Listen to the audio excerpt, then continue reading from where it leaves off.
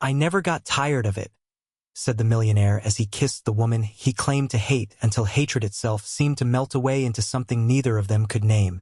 The room smelled faintly of roses and rain, a contradiction he hadn't expected. Claire pulled back just enough to meet his gaze, confusion flickering across her face. "Why are you here, James?" she asked, voice trembling. "After everything, why now?" He let out a soft laugh, not the rich man's laugh that usually filled ballrooms, but one that carried exhaustion and honesty. "Because I realized," he said, "hatred is heavy, and I can't carry it anymore." They had met years ago at a charity gala. Claire had been organizing donations for a shelter, her hands raw from work, her eyes too bright to ignore.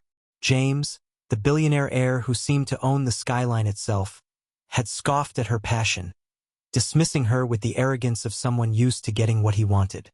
She had called him out in front of everyone, called him selfish, entitled, cruel, and he had never forgotten it. Not the words, not the fire in her eyes, not the way she made him feel painfully human. For years, they danced around each other, a battle of wit, pride, and silent admiration. He sent her roses she never accepted. She wrote letters she never sent. Their lives were parallel lines, always close enough to feel the pull, never close enough to collide, until tonight. James pulled her toward the balcony overlooking the city. Lights sparkled like stars that had fallen to earth, and the wind carried the scent of rain-soaked pavement. "I've been chasing something," he admitted. "Success, power. I thought it would fill the space inside me. But it didn't.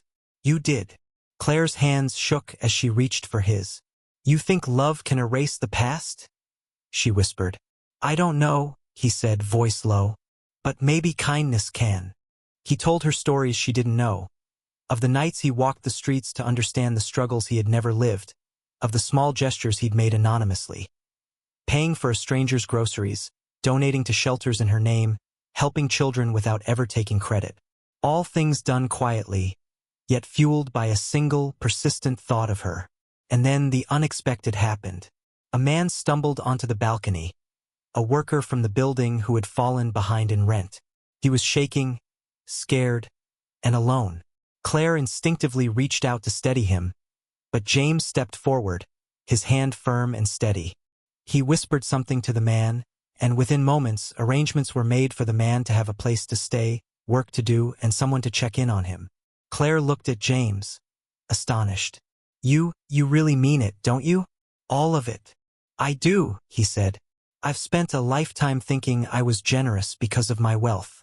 But wealth doesn't matter. Heart matters." They stood there, two people who had once thought themselves enemies, watching the man walk to safety, feeling the weight of their shared humanity lift them.